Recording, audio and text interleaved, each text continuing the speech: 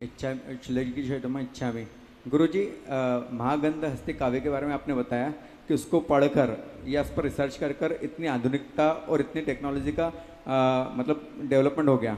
तो गुरुजी, जब यह महागंध हस्ती काव्य जिन आचार्य ने लिखा होगा या तीर्थंकर के बीच के जो काल हैं, तो उसमें क्या वैभव रहा होगा?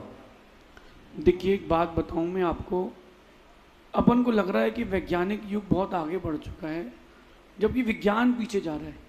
आज एरोप्लेन बन रहे हैं ना, पहले एरोप्लेन नहीं, पहले विमान थे। जब कभी आप जैन रामायण पढ़ें, पद्म पुराण जी पढ़ें, तो आपको मालूम चलेगा ऐसे ऐसे यंत्र थे जिनके कारण पूरे नगर के परकोटे कई कई योजन ऊंची आग छोड़ते थे, और वो आग जो थी वो नगर के बाहर गर्मी करती थी, नगर के अंदर शीतल रहती थी।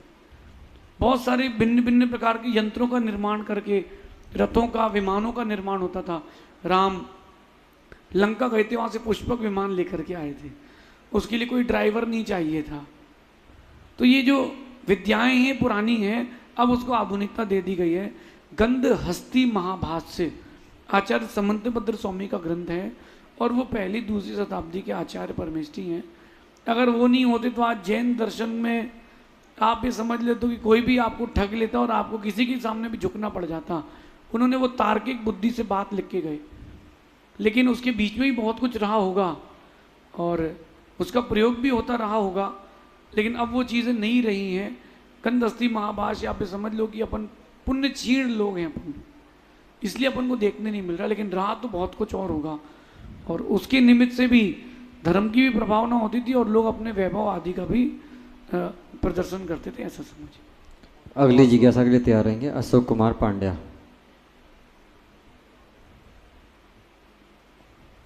नमोस्तु महाराज जी, नमोस्तु महाराज जी, नमोस्तु महाराज जी। महाराज जी, मेरा प्रश्न इंदौर की मतलब इंदौर में रहे मेरे प्रियजनों ने पूछा है कि जो उपवास करते हैं वो महाराज जी या माता जी किसी को आहार दे सकते हैं या नहीं, और नहीं दे सकते हैं तो क्यों?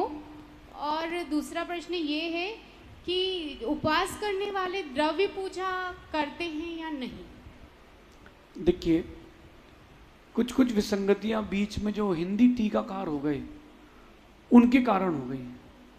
हुआ वास्तविकता में क्या, भगवान समंतभद्र स्वामी ने रत्नकंठ श्रावकाचार में एक बात लिखी, उसमें लिखा है कि जो उपवास आदि करते हैं वो स्नान आदि नहीं कर सकते। तो वो श्रावक ने समझ लिया कि स्नान ना करें। स्नान से वहाँ तात्पर्य है जो वो उपटन आदि लगाते थे, सुगंधी आदि लगाते थे, उसका निषेध है। देव दर्शन करने तो उपवास वाला जाएगा ही जाएगा ना, और जब वो देव दर्शन करने जाएगा तो वो नियम से स्नान करके ही जाएगा। मंदिर बिना नहाए कौन आता है? तो स्नान से उनका तात्पर्य ये था कि देव ये जो मल के उपटन आदि करके लगाते हैं, उपवास के दिन ऐसा स्नान ना करें।